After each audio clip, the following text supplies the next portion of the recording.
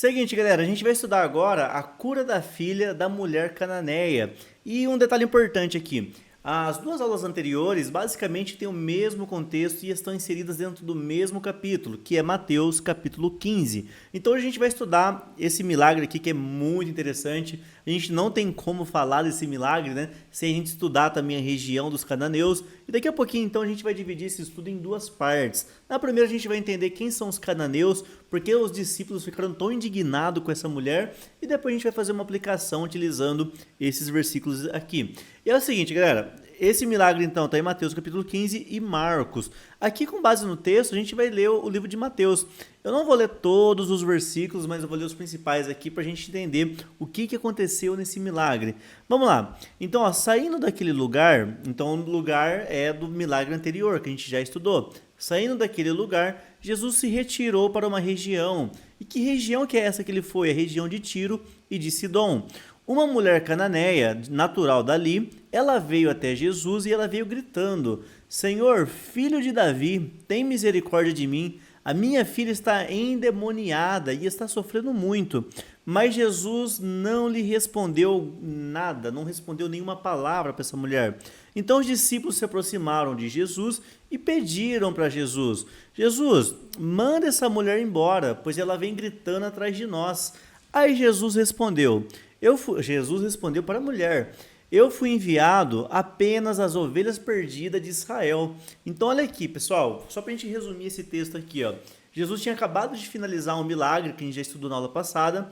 Aí ele se retirou daquela região e foi para a região aqui de Tiro e de Sidom.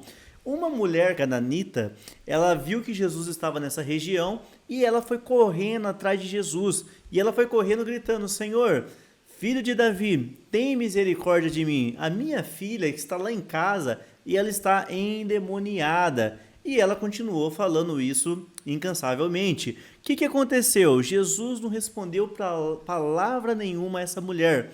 Jesus continuou andando com seus discípulos e essa mulher continuou atrás de Jesus, pedindo misericórdia, que Jesus curasse, né, ou mandasse aquele demônio embora para que a filha dela ficasse sã. O que aconteceu? Os discípulos ficaram irritados. Falaram: Senhor, mande essa mulher embora porque ela está perseguindo a gente, está gritando. E o que acontece, galera? Por que os discípulos falaram isso? Eles foram para essa região na surdina, eles foram no silêncio. Por quê? Porque eles queriam pregar o evangelho. Quando eles chegassem nessa região e soubessem que Jesus estava lá, aí aconteceria aquele alvoroço que a gente já está acostumado, né? Então não fazia sentido ali, naquele momento, Jesus se revelar. E os discípulos sabiam: ó, se a gente está numa região que não é nossa, e se essa mulher continuar gritando, aí a gente não vai conseguir cumprir a nossa missão, que é levar o evangelho. Então os discípulos falaram: Senhor, mande essa mulher embora, pois ela já vem gritando atrás de nós. Aí Jesus respondeu para essa mulher e falou assim: ó, eu fui enviado apenas às ovelhas perdidas de Israel. A mulher veio, aí aconteceu aqui, ó, e a mulher veio e adorou a Jesus de joelho e disse assim, ó: Senhor, ajude-me. E Jesus respondeu: não é certo tirar o pão dos filhos, né, dos filhos de Israel e lançar aos cachorrinhos. Aí essa mulher disse: sim, Senhor, até os cachorrinhos comem migalhas que caem na mesa dos seus donos. E Jesus respondeu então para essa mulher: mulher, grande é a sua fé, seja conforme você deseja.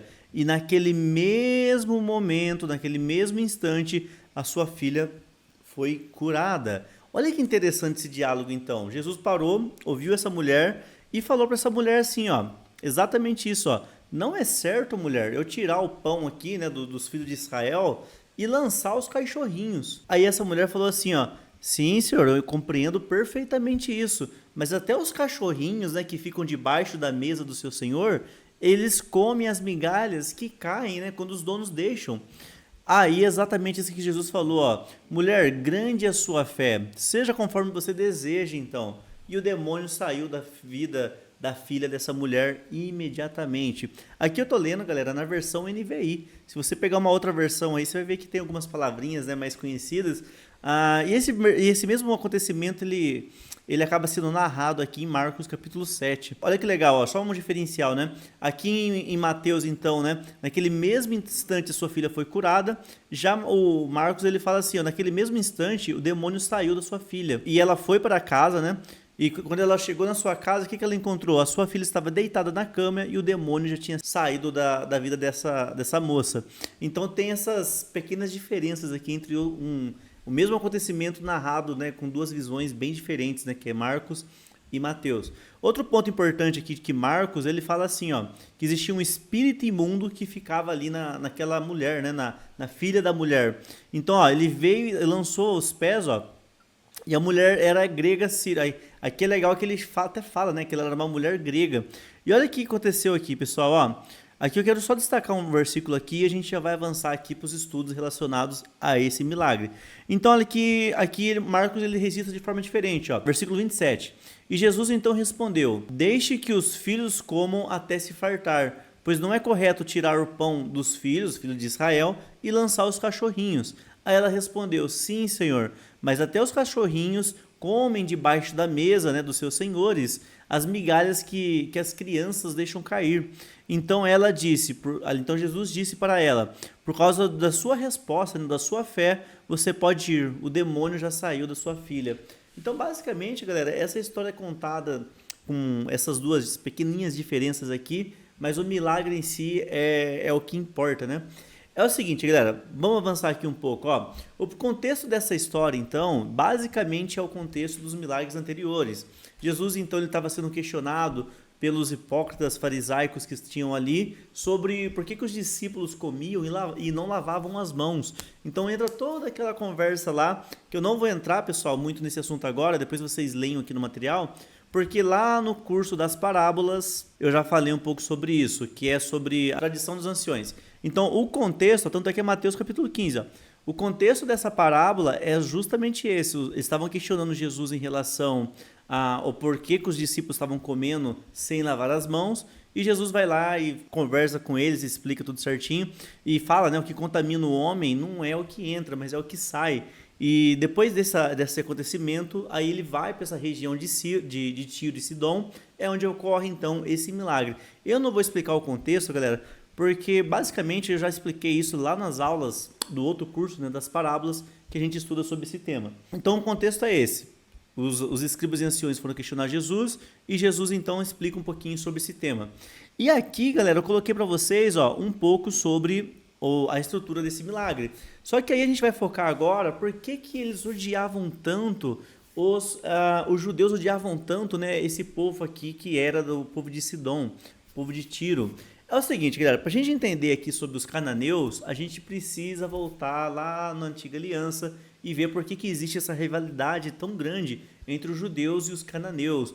Vamos voltar aqui então, desde o comecinho, ó. Seguinte, pessoal, lá em Gênesis a Bíblia fala que depois que Noé saiu da arca, aí a Bíblia fala que ele foi lá, plantou uma vinha, até coloquei ilustrado para vocês aqui, ó. Plantou uma vinha e Noé acabou se embriagando. A Bíblia fala que Noé tinha 3 filhos, Sem, Cã e Jafé. A Bíblia fala que Cã, que era um dos filhos de Noé, ele viu a vergonha do seu pai e expôs a vergonha do seu pai. Ele foi lá, chamou todo mundo, né, que tinha lá, na verdade eram os familiares, e humilhou o pai dele. Falou: Nossa, olha lá, o nosso pai, né, tá embriagado. E já o outro filho, chamado Sem, a Bíblia fala que ele pegou um pano, né? Vamos falar que foi um terno, né? Ele pegou um pano e se cobriu, ele cobriu os olhos deles, ele se cobriu e ele chegou no pai dele, Noé, que estava embriagado, e foi lá e colocou então, né, esse pano em volta do pai. O que acontece? Depois que Noé acordou, ele entrou em si do que havia acontecido, passou a ressaca de Noé, aí a Bíblia fala que Noé, então, ele amaldiçoa o Cã, que é o filho que desonrou ele. E pelo contrário, ele abençoa agora o filho Sem, que é o filho que foi lá e honrou ele. Aqui eu coloquei para vocês um pouquinho sobre isso, ó. Então, aqui eu deixei tudo explicado para você, ó. E a resposta, né, que Noé deu para Cã foi exatamente isso, ó. Então Noé amaldiçoou a Cã e a sua descendência. E a partir de Cã, irmãos, que veio os cananeus. Os cananeus é então uma descendência amaldiçoada. Ó, enquanto ele amaldiçoou os cananeus, que são a descendência de Cã, ele abençoou o seu filho Sem. Sem, então, é uma geração abençoada. E é o seguinte, galera, vamos lá, né? Só para a gente interpretar isso um pouquinho melhor também. Muitos dizem, eu não vou entrar nesse assunto agora, porque lá no curso do Brit eu já falei muito sobre isso. Inclusive, Sem, Muitos dizem que ele é uma das pessoas da ordem de Melquisedeque. Até coloquei aqui para vocês, ó. Segundo o Talmud, né? Ele é o próprio Melquisedeque. Vamos lá, galera. Em Gênesis 14, a Bíblia fala que Abraão encontrou um homem depois de ter voltado da guerra, e esse homem levou para ele o pão e o vinho. O homem levou o pão e vinho para Abraão. E Abraão pegou os despojos de guerra, né, depois de ter resgatado a Ló, seu sobrinho, e pegou e entregou para esse homem chamado Melquisedeque. A Bíblia fala que ele era rei de Salém e um sacerdote do Deus Altíssimo, né? A Bíblia fala que Abraão, então, deu a esse homem, Melquisedeque, uma oferta e deu o seu dízimo. O que acontece, galera? Esse homem que encontrou ele, possivelmente isso é dentro da cultura judaica, o Talmud fala sobre isso. Eu não vou prolongar muito sobre isso, mas esse homem, então, ele era Sem, que é uma geração abençoada. Então aqui, galera, a gente tem esses dois lados aqui. Uma geração foi amaldiçoada, que foi a geração de Cã, os cananeus, e a outra geração de Sem é uma geração abençoada, que a partir dali, então, veio outras pessoas que também fizeram parte. Vamos ver aqui então. Então, quando Noé acordou do efeito do vinho, aqui é o versículo de Gênesis 9, ele descobriu que o seu filho caçula havia feito. E olha que ele disse, maldito seja Canaã, escravo de escravo será para os seus irmãos. E ele disse mais, e bendito seja o Senhor sobre o Deus de Sem. Então Sem foi abençoado, e ele falou assim, seja Canaã o seu escravo. Olha o que ele falou. Então Abraão falou assim, você vai ser amaldiçoado e você vai servir o teu irmão mais velho, que é Sem. E ele falou assim, e amplie Deus o território de Jefté, ou de Javé, né, dependendo da tradução, que é Sem, Cã e Jafé, e habite ele nas tendas de Sem, e seja Canaã o seu escravo. Então aqui a gente já vê, irmãos, o princípio de que está acontecendo aqui em relação a essa briga que existe entre os cananeus e o povo de Israel. E por quê? Os cananeus eram vistos como pessoas más, eram vistos como pessoas amaldiçoadas. Então vamos continuar descendo aqui que você vai perceber que o conflito só vai aumentando, só vai piorando. Vamos descer aqui, Segundo a Bíblia, então, teriam sido pelo menos 7 nações, 7 povos que Deus pediu para Moisés expulsar quando entrasse lá na Terra Prometida. Irmãos, esse texto é maravilhoso. Êxodo capítulo 3, versículo 8. Então, inclusive, quando Moisés é chamado para Deus para libertar o povo e mandar para a Terra Prometida, essa Terra Prometida, ela era ocupada por vários povos. Um dos povos que faziam parte ali eram os cananeus. Então, olha aqui o versículo, aqui é Deus falando, portanto, desci para livrar-o da mão dos egípcios, Deus falando para Moisés, e para fazê-lo subir daquela terra. Há uma terra boa, uma terra larga, uma terra que manda leite e mel. O lugar, agora entra, o lugar do cananeu, do Eteu, dos amorreus, dos perizeus, do Aveu e do Jabuseu. Então existiam pelo menos 6 povos habitando a região ali da Terra Prometida. E um dos povos eram os cananeus. Irmãos, vocês conseguem entender que existe uma rivalidade enorme? Para pensar, os cananeus sempre viveram naquela terra. Era uma terra maravilhosa, uma terra boa. A Bíblia fala, uma terra muito boa, uma terra larga, uma terra que mana leite e mel. É uma expressão bíblica para falar que a terra tinha uma boa agricultura, que eles plantavam, eles colhiam. Então, uma terra muito boa. E a Bíblia fala que esse povo agora eles estão sendo tirados pelo povo de Israel, porque o povo de Israel agora vai habitar nessa terra. Então, você para pensar, irmãos, todas essas nações que saíram para Israel entrar, você acha que eles amavam Israel? Você acha que eles tinham alguma simpatia com o povo de Israel?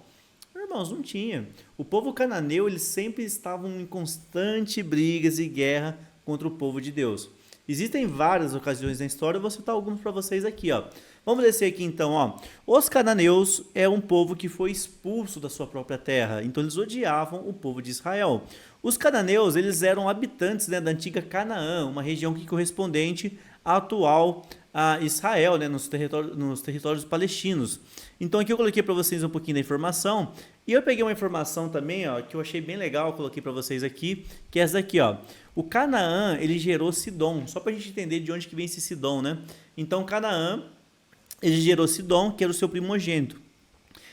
Aí aqui continua o texto, E depois se espalharam as famílias dos cananeus, e foi o termo dos cananeus até Sidom. Então Sidom, pessoal, que essa mulher ela era, né, da região dos cananeus, e ela era da região ali de Sidom. Então Sidom, na verdade, era ali uns descendentes ali dos próprios cananitas. Vamos descer aqui então, ó. A terra de Canaã foi a terra que Deus prometeu dar aos descendentes de Abraão. Então essa terra de Canaã já era uma terra prometida. E quem estava habitando nessa terra prometida é esse povo que eu citei para vocês agora de Êxodo 3:8. Inclusive os cananeus estavam ali em Canaã. Vamos descer aqui um pouco então, ó. A Bíblia fala que Moisés, quando eles foram conquistar a terra prometida, tinha lá então os cananeus, tinha lá vários povos, né? E a Bíblia dá uma descrição de como que essa terra, irmãos, era tão maravilhosa, que é a terra de Canaã. A Bíblia dá aqui algumas características, ó. Então o fruto da terra era gigante. Tem aqui, ó, a Bíblia fala que foi 2 homens, né? Foram 2 espias lá só para conseguir pegar um cacho de uva, porque a terra era muito boa, a terra prometida. Outro ponto aqui, ó, a terra era abundante em muitos aspectos. Então os cananitas odiavam o povo de Israel, porque eles teriam que sair dessa terra. Além disso, a Bíblia fala que os espias, né, acabaram encontrando lá pessoas gigantes. Então, dentro dessa região, aí isso já é um problema também, porque nessa região da Terra Prometida, além de ter os cananeus, ter vários outros povos ali, existiam também gigantes que eles teriam que lutar para arrancar dali. A Bíblia fala então sobre o Nefilim e fala também sobre o Anak, ou os Anaquins, que eram povos conhecidos como gigantes que habitavam nessas terras, e o povo de Israel teria que lutar contra esses povos. Inclusive, galera, quando Moisés morre, a Bíblia fala que ele coloca Josué como seu sucessor. E Josué, quando morre, teve um enorme erro da parte dele, que ele não coloca ninguém como seu sucessor. Então a Bíblia fala que entra o livro de Juízes. Por não ter um líder específico, Deus começou a levantar juízes. Em Juízes, no capítulo 1, a Bíblia fala que eles estavam começando a entrar na Terra Prometida. Só que qual que era o grande problema? Existiam ainda vários povos lá dentro que deveriam ser eliminados. Então, um dos últimos povos a serem retirados ali da Terra Prometida foi os cananeus. Então, os cananeus sempre brigaram ali com o povo de Israel. Inclusive, nessa região também dos cananitas, tinha ali vários gigantes, ou vários homens grandes, né, de guerra, que dificultavam ainda mais o povo de Israel entrar na Terra Prometida.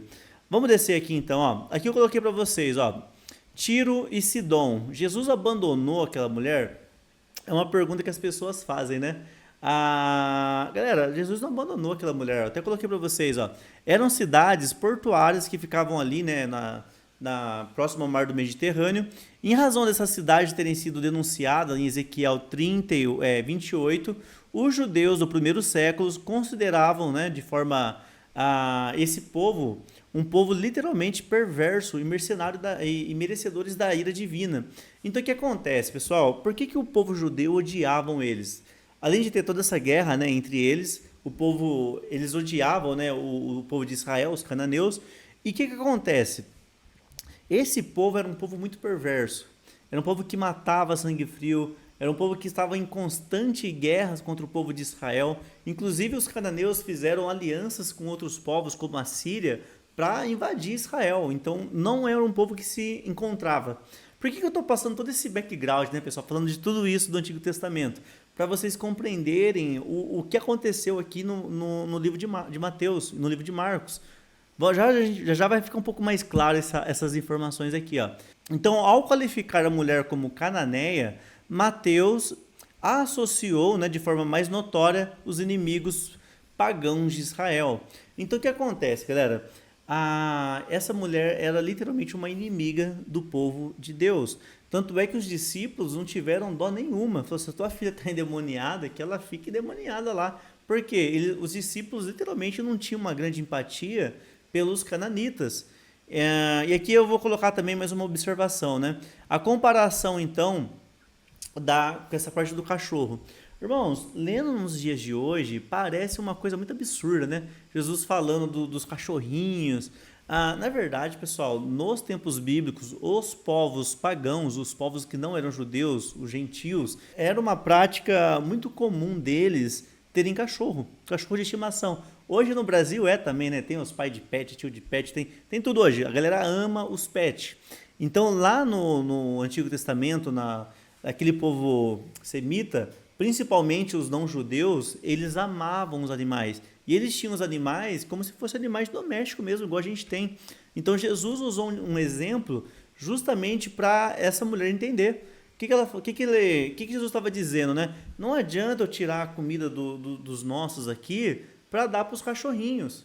Então muitas pessoas falam, nossa, Jesus chamou esse povo de cachorro. Não é isso, irmãos. Jesus estava usando a cultura local para explicar para ela. Então, assim como o dono, né, não tira a comida do próprio filho, da criança, para dar para o cachorro, eu não vou fazer isso também. Eu vim primeiramente para a casa de Israel.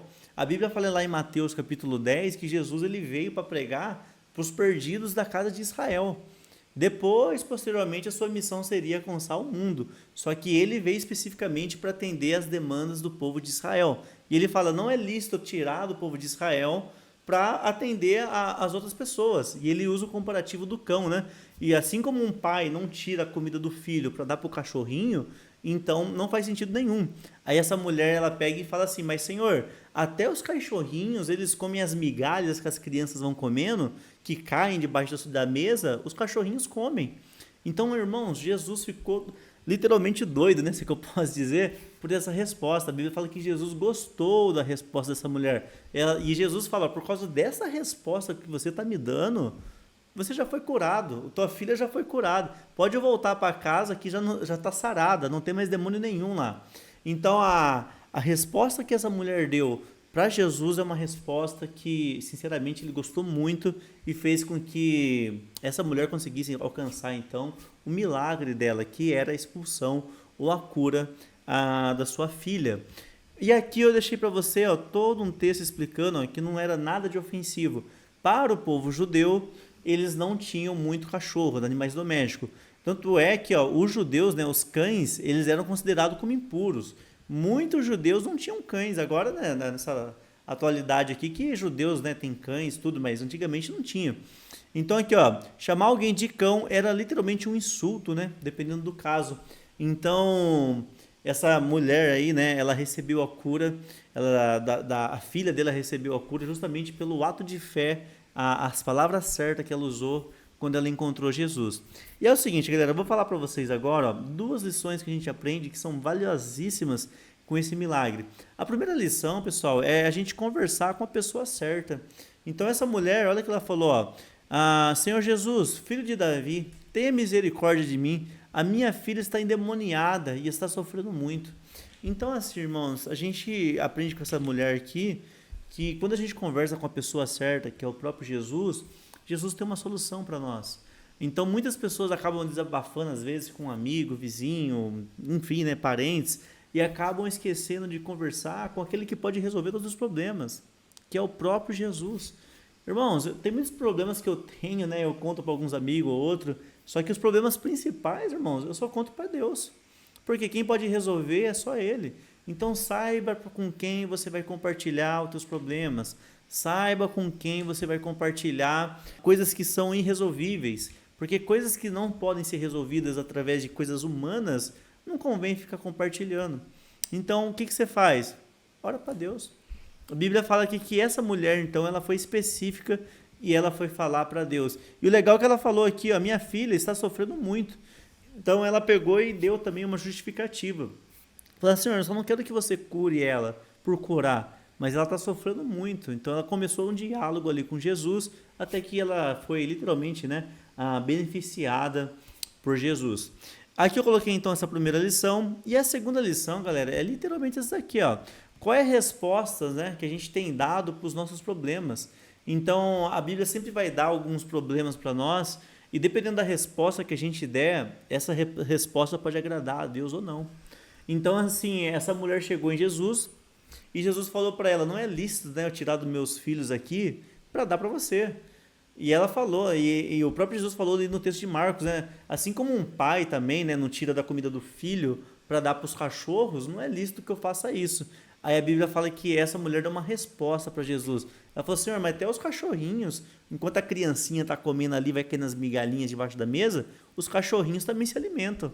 Então ela apresentou para Jesus uma causa, uma razão, e aí a Bíblia fala que Jesus justificou aquilo que ela estava pedindo e curou ela. Então aqui eu coloquei para vocês, A resposta que a gente dá para o problema, irmãos, é muito importante. Porque se a gente der uma resposta errada para um problema, aí você pode ter certeza que esse problema ele vai continuar, ele vai perseverando na nossa vida, até que a gente aprenda a dar uma resposta correta para os problemas. Então aqui eu coloquei para vocês, ó, Deus pediu para Abraão o seu filho em sacrifício. E qual que foi a resposta de Abraão? Senhor, só mostra onde você quer que eu vá. Gênesis capítulo 22. A Bíblia fala que eles foram então no Monte Moriá e ali a resposta que Abraão deu para Deus foi: eu vou fazer o sacrifício. E Deus foi lá e justificou Abraão, tanto é que Abraão é chamado de o pai da fé. E ele foi justificado pelas suas obras. Há uma obra de fé. Outro exemplo aqui também, ó. Deus preparou um gigante para enfrentar o povo de Israel. E a resposta de Davi foi: quem é esse incircunciso que ousa afrontar o Deus de Israel? Então a resposta que a gente dá para o problema, irmãos, é muito importante. Se quando vier um problema para você e a sua resposta foi: nossa, realmente, aí quanto problema, você pode ter certeza que esse problema vai continuar insistindo. Então aqui a gente tem vários exemplos bíblicos que uma resposta bem dada para Deus pode agradar o coração dele e ele reverter o jogo ao nosso favor. Aqui eu coloquei mais um, ó. Deus preparou 450 profetas de Baal para Elias. E qual que foi a resposta de Elias? Manda formar aí, né, um altar, enche esse altar de água e eu vou orar a Deus para Deus derramar fogo nesse altar. Então a resposta que Deus deu aos 450 profetas de Baal foi literalmente: faça um altar, enche de água, eu vou orar a Deus e vocês vão ver qual que é o Deus aí realmente que manda fogo, né? Porque eles achavam que a Baal era o Deus do fogo. Então, na verdade, irmãos, a resposta foi literalmente cair fogo do céu, ó. Então, para cada tipo de problema que a gente tem, irmãos, a gente deve enfrentar e dar uma resposta adequada, apropriada, que agrade ao Senhor. E é o seguinte, galera, assim então a gente finaliza essa aula, né?